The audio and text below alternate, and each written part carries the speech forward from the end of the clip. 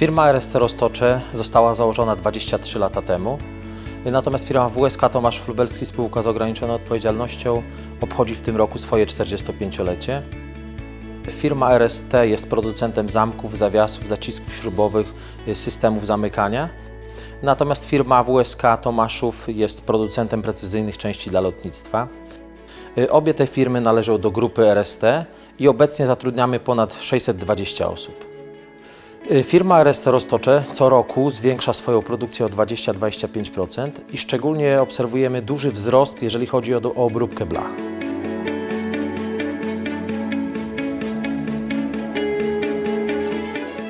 Chcąc spełnić wymagania klientów i dalej rozwijać firmę, zdecydowaliśmy się na zakup wycinarki laserowej firmy Amada, aby zwiększyć przepustowość naszej produkcji i aby oczywiście spełnić wymagania naszych klientów.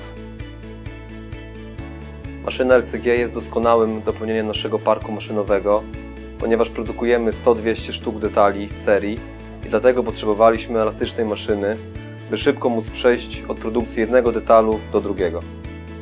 Wycinarka LCG została dostarczona z pakietem programowania, co jest jedną z wielu zalet maszyny. W ten sposób otrzymaliśmy kompletne narzędzie do produkcji, projektowania i nestingu. Na maszynie LCG głównie tniemy stal węglową w zakresie od 0,5 do 10 mm oraz stal nierdzewną i aluminium. Wybór maszyny LCG 3015 z rezonatorem CO2 nie był przypadkowy, ponieważ maszyna ta pozwala nam na osiągnięcie dużych prędkości cięcia, które zbliżone są do laserów Fiber w zakresie cienkich blach.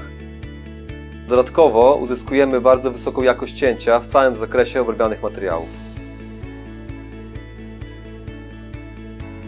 Obecnie wycinamy detal ze stali nierdzewnej grubość 4 mm, który następnie będzie gięty na prasie krawędziowej oraz frezowany i wiercony na frezarce CNC.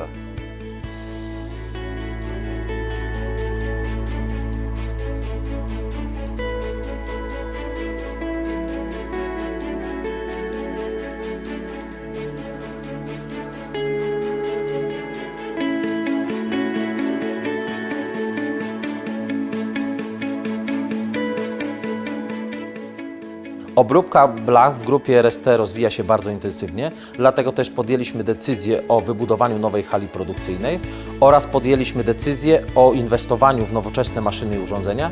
W tym planujemy kupić kolejną wycinarkę laserową.